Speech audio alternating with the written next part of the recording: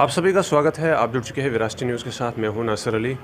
28 जून को जम्मू क्लब में भारतीय मजदूर संघ एक फंक्शन करने जा रही है और उसी को लेकर आज यहाँ परेड हेड ऑफिस में भारतीय मजदूर संघ ने एक प्रेस वार्ता बुलाई हुई है, जिसमें 28 जून को होने वाले इस फंक्शन के बारे में कुछ जानकारी देंगे और उसके साथ साथ कुछ और मुद्दों को भी जो है वो हाईलाइट करने की कोशिश करेंगे। यहाँ परेड में भारतीय मजदूर संघ के हेड ऑफिस में ये प्रेस वार्ता रखी गई है। क्या कुछ कहते हैं इसमें, जानने के लिए बने रहे हमारे साथ। मैं हरवंश चौधरी, वर्किंग प्रेसिडेंट भारतीय मजदूर संघ जम्मू कश्मीर। आज हमने जो प्रेस वार्ता रखी है, इसका मुख्य मुद्दा है जो जैसे हमारी कंट्री में G20 जो नेशंस हैं उनके डिफरेंट प्रोग्राम चल रहे हैं सभी सेक्टर के। उनमें से एक L20 भी है जो लेबर 20 है, और उसका जो पूरे देश में जो हमारे भारतीय मजदूर संघ है उसको उसकी चेयरमैनशिप मिली हुई है। जो हमारे प्रेसिडेंट है ऑल इंडिया BMS के, वो उसके चेयरमैन है, और हमारे जो ऑल इंडिया संगठन मंत्री हैं वो इस सारे प्रोग्राम के L20 के कोऑर्डिनेटर हैं।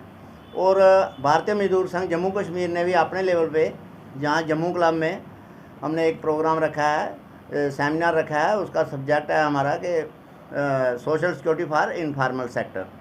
तो उसमें हमने जितने भी इंटेलेक्चुअल लोग हैं अपने फील्ड के, जो लेबर या सोशल काज में जो इन्वॉल्व रहते हैं, उन सभी को बुलाया हुआ है। और उसमें हम डेलिब्रेट करने वाले हैं कि ये जो हमारी समस्याएं आती हैं, कि एक तरफ तो हम कहते हैं कि 93% जो हमारी वर्क फोर्स है वो अनऑर्गेनाइज सेक्टर में है, तो सिर्फ 7% लोग हैं जो जिन पे सारे जितने भी एक्ट बने हुए हैं वो उन पे इम्प्लीमेंट होते हैं। और जो 93% वर्क फोर्स है उसके लिए कोई कानून नहीं है, जिसमें वो स्कैटर्ड काम करते हैं अलग अलग। और बड़ी एक हैरानी की बात है कि हम अगर कहीं किसी के घर में या कहीं भी काम किया हो किसी ने, इंडिविजुअल वर्कर ने, तो वो अगर उसको तनख्वाह भी नहीं दे तो उसके लिए भी कोई कानून नहीं है, वो लेबर दफ्तर नहीं जा सकता है। वो वहाँ आ जाएगा भाई, यहाँ वहाँ 10 से ज़्यादा लोग काम करने वाले होने चाहिए, एम्प्लॉयर की कोई डेफिनेशन के अंडर फाल करना चाहिए, उसने कहीं से रजिस्ट्रेशन ली होनी चाहिए।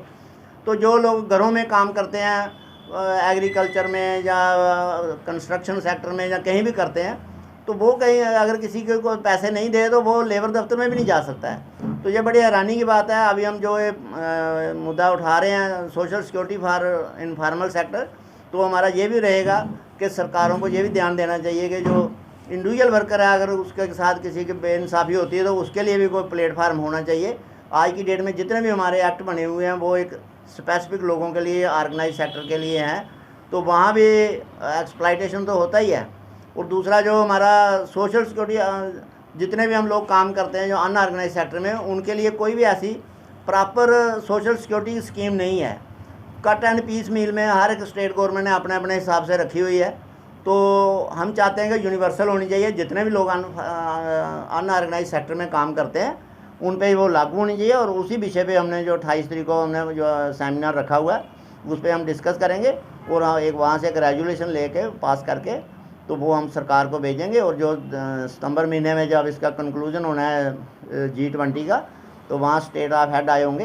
तो जितना भी इंडिया में हमारे भारत में इस L20 के प्रोग्राम हुए हैं उनको सभी को कंक्लूड करके तो एक जॉइंट डिक्लेरेशन वहाँ दी जाएगी। और हम भी अपनी तरफ से, जम्मू कश्मीर की तरफ से प्रयास करेंगे कि हमारे जो मुद्दे हैं जो हमारे समझ में आते हैं वो भी वहाँ हाईलाइट होने चाहिए। और इसीलिए आज हमने वार्ता की है कि परसों हम 28 तारीख को जम्मू क्लब में हमारा प्रोग्राम है, उसमें हमने सभी को बुलाया हुआ है।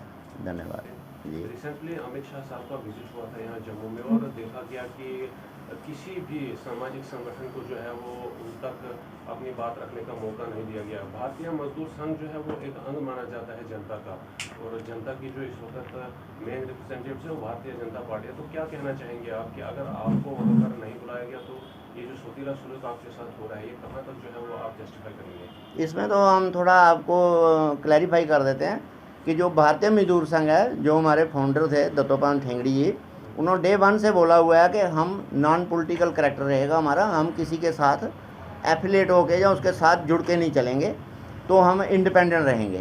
तो जहाँ तक बीजेपी की बात है कि हमें उन्होंने बुलाया या नहीं बुलाया, हम उनसे अपेक्षा भी नहीं करते हैं, और ना ही हम उनके ऐसे वो पार्ट एंड पार्सल हैं कि वो हमें बुलाएं।